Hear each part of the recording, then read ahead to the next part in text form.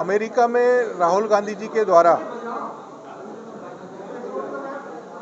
जो है आरक्षण के खिलाफ बोला गया कि हम अगर भारत में सरकार में आते हैं तो हम आरक्षण की व्यवस्था को ख़त्म कर देंगे।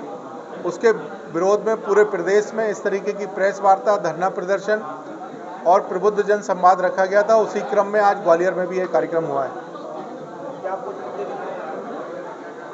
क्या देखिए, कांग्रेस शुरू से आरक्षण विरोधी रही है, लेकिन वर्तमान 2024 के चुनाव में आपने देखा किस तरीके से उन्होंने अनुसूचित जाति वर्गों को बगराया, उनके दिमाग को भ्रमित किया और संविधान खत्म हो जाएगा ऐसी बात की। हम 1951 से बात कर रहे हैं, जब बाबा साहब ने आज के दिन 27 तारीख को नेहरू जी की सरकार से रिजाइन दिया था और वो रिजाइन पत्र भी हमने आपको दिया है।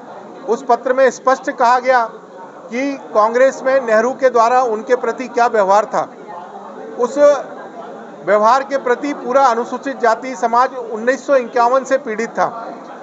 राजीव गांधी ने भी समय समय पर अपना बयान दिया, इंदिरा गांधी जी ने भी समय समय पर बयान दिया और अब राहुल गांधी ने भी अपना बयान दिया है। उसका अनुसूचित जाति मोर्चा भारतीय जनता पार्टी मध्य प्रदेश पूरे प्रदेश में और राष्ट्रीय स्तर पर विरोध करता है। लेकिन सर, कांग्रेस कहती है कि बीजेपी को आरक्षण विरोधी है। कांग्रेस 60 साल इस देश में राज किया है। 60 साल में उन्होंने अनुसूचित जाति के लिए क्या किया, मुझे बताएं जरा। जैसे जो कर्मचारी हैं उनके लिए आरक्षण की ऐसी नीति लागू बनेगी कि आने वाले टाइम पर आरक्षण खत्म हो जाएगा, ये कहना है। देखिए, ये जो नीतियां बनी हैं ये कांग्रेस की सरकार में बनी थी। 2014 में जब मोदी जी आए, आप सबको मालूम है कि इस देश में अनुसूचित जाति का वर्ग का रहने के लिए मकान नहीं था, उसके लिए शौचालय नहीं था, उसके लिए चिकित्सा के लिए, इलाज के लिए कोई व्यवस्था नहीं थी और शिक्षा की व्यवस्था इस देश की चरमरा गई थी। काले की जो नीति है उसको कांग्रेस ने अपनाया और देश के इतिहास को भुलाने के लिए शिक्षा दी गई। आप सबके पत्रकार बंधुओं के माध्यम से मैं ये कहना चाहूँगा कि कांग्रेस ने बरहमेश दोगली राजनीति करी और इस समाज के साथ गद्दारी की।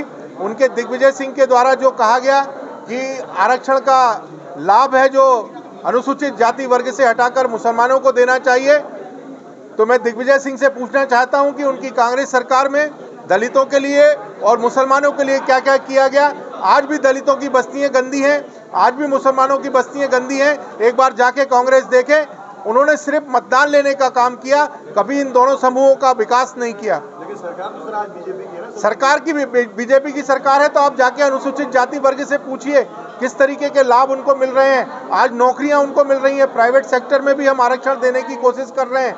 हमारी सरकार ने 2014 में आने के बाद जो ब्लॉक पड़ा हुआ था, उस ब्लॉक के खिलाफ में जाके सुप्रीम कोर्ट में खुद अपील की है और अभी आने वाले 2-3 महीने में शायद उसका डिसीजन भी आ जाएगा और ये हमारे लिए बहुत बड़ी खुशखबरी होगी।